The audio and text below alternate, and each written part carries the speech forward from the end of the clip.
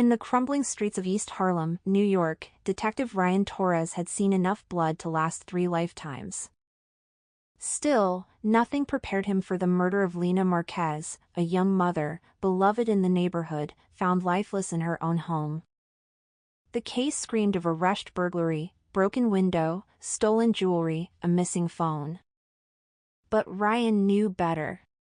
He noticed tiny details, like the untouched TV, the expensive laptop left behind, and the way Lena's diary was ripped open on the floor. Someone wasn't stealing. Someone was searching. The investigation led nowhere fast. Witnesses were silent. Cameras mysteriously malfunctioned. It was as if the whole block had agreed to forget what happened. Until a week later, when a terrified teenager named Marco approached Ryan outside a coffee shop. "I saw him," Marco whispered, hands shaking. "I saw who did it." Marco described a man, mid-30s, scar on his neck, black leather jacket.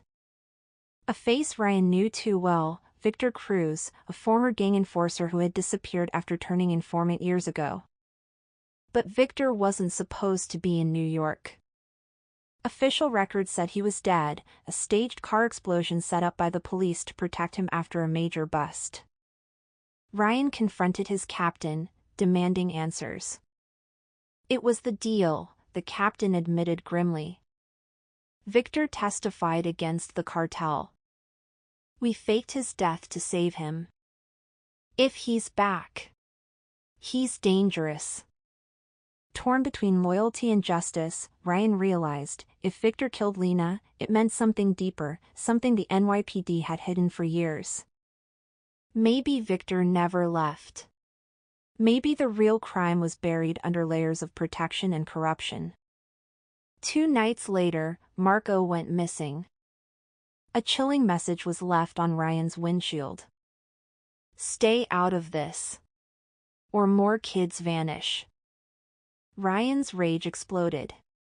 He launched an unsanctioned investigation, following dirty money trails, bugging old informants, and tracking Victor's known associates.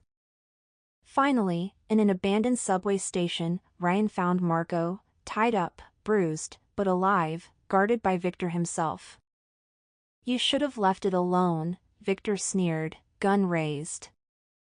"You think you're a hero? This city eats heroes alive." A brutal fight broke out. Ryan, battered and bleeding, managed to overpower Victor, but not before Victor whispered the truth into his ear. "It wasn't me who killed Lena. It was your own people. She found something. Something she wasn't supposed to see." The police arrived, arresting Victor.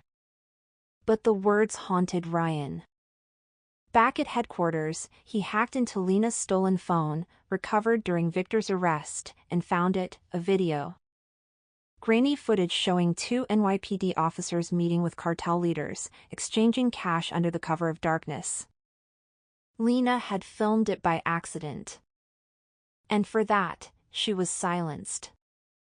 Ryan realized then, the enemy wasn't just on the streets. It was wearing the same badge he did. Faced with a terrible choice, expose the truth and risk his life, or stay silent like everyone else, Ryan chose the only path he could live with. He released the footage online anonymously. The fallout was catastrophic. High-ranking officers were arrested. The department's reputation crumbled.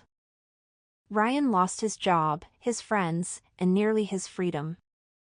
But as he walked the streets of East Harlem, passing murals of Lena Marquez painted on walls by grateful neighbors, Ryan knew he had done the right thing. Justice wasn't clean. It never was. But sometimes, the truth had to bleed out before the city could heal.